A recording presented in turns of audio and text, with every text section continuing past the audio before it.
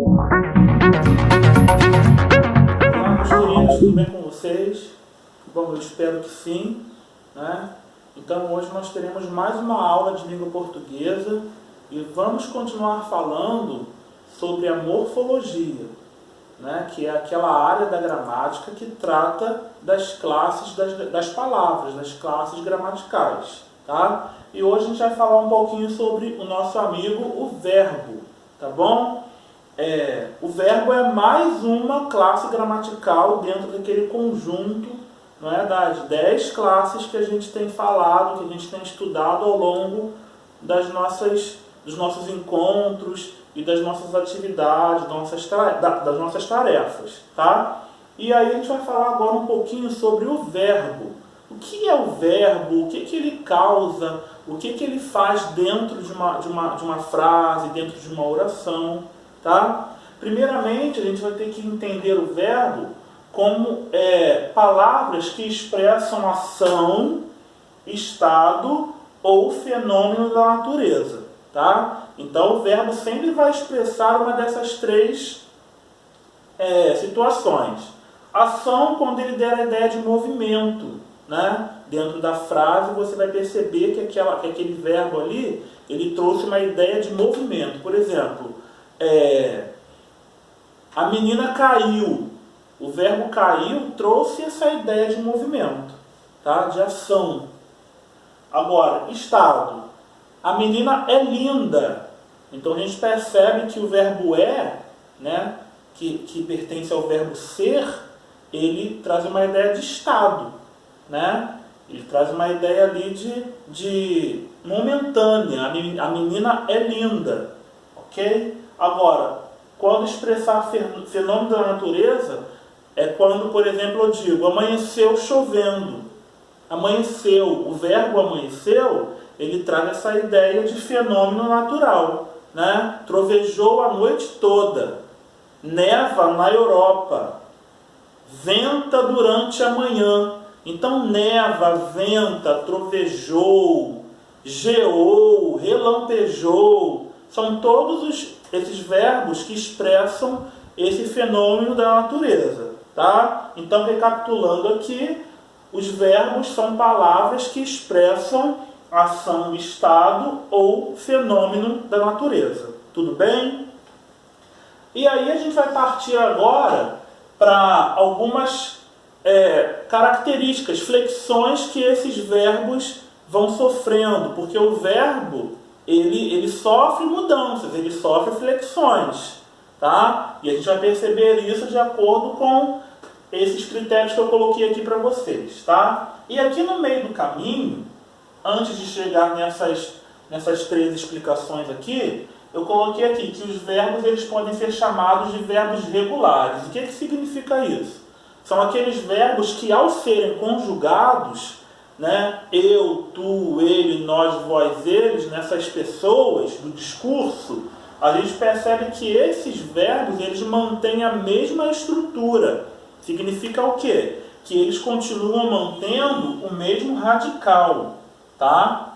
O que é o radical? O radical é aquela parte do verbo que não é mexida. É aquela parte do verbo que não sofre mudança, que não sofre alteração ao ser conjugado nessas pessoas, tá? Tanto no singular quanto no plural. Tá ok? Então, esses verbos que não sofrem mudança no radical, a gente chama esses verbos de verbos regulares. Tá ok? E aí, a gente vai encontrar as conjugações verbais. Tá? As conjugações são três. Pertence à primeira, à segunda e à terceira. Como eu sei que o verbo pertence à primeira conjugação? Quando ele termina em AR.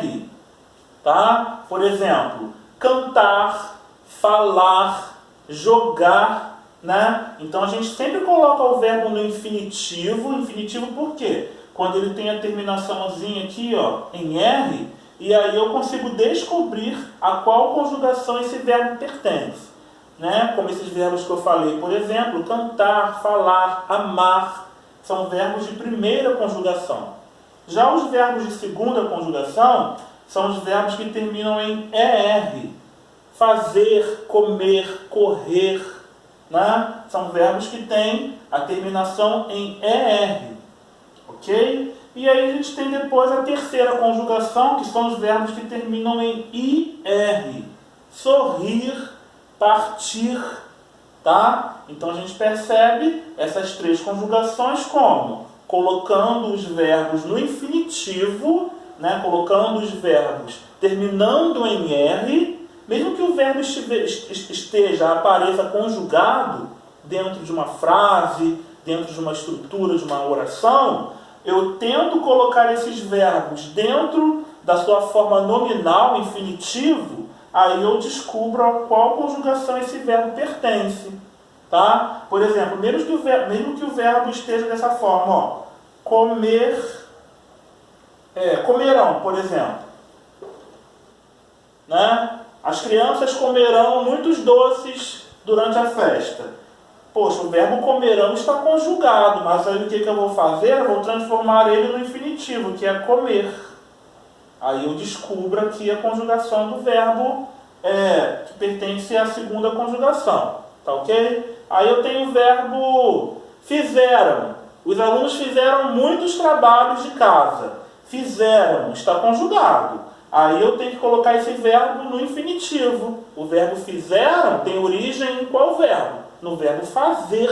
Então pertence também à segunda conjugação.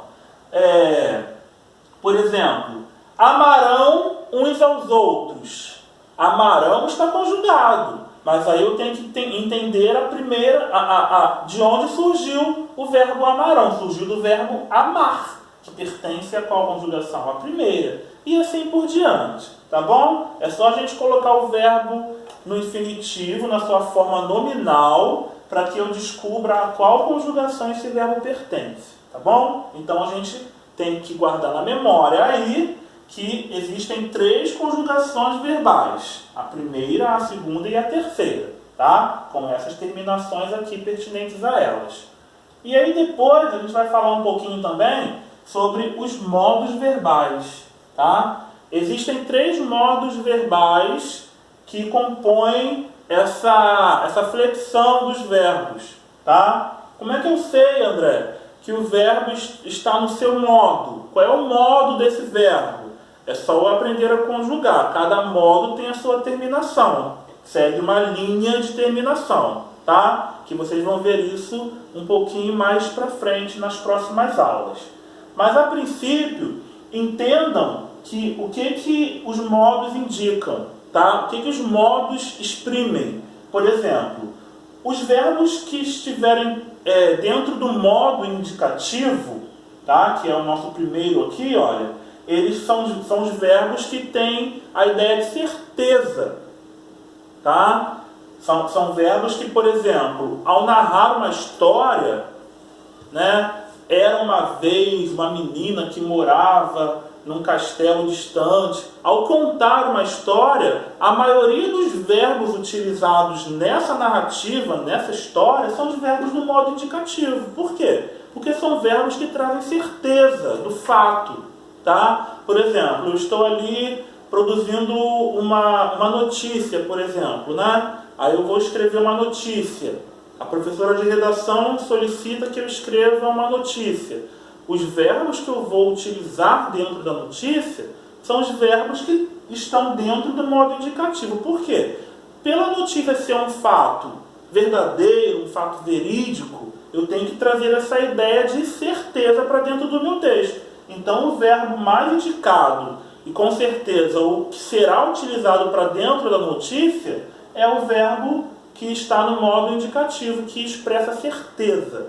Tá? Já o modo subjuntivo é aquele modo verbal que expressa dúvida. Tá? Se eu estudar, eu entenderei a matéria. Se eu ler mais, se eu lesse mais, quando eu ler, são verbos que trazem essa ideia de dúvida, de incerteza. Tá? Então, no modo subjuntivo, a gente vai perceber que os verbos ali, eles estão trazendo sempre essa ideia de dúvida, de hipótese, de incerteza. Tá bom?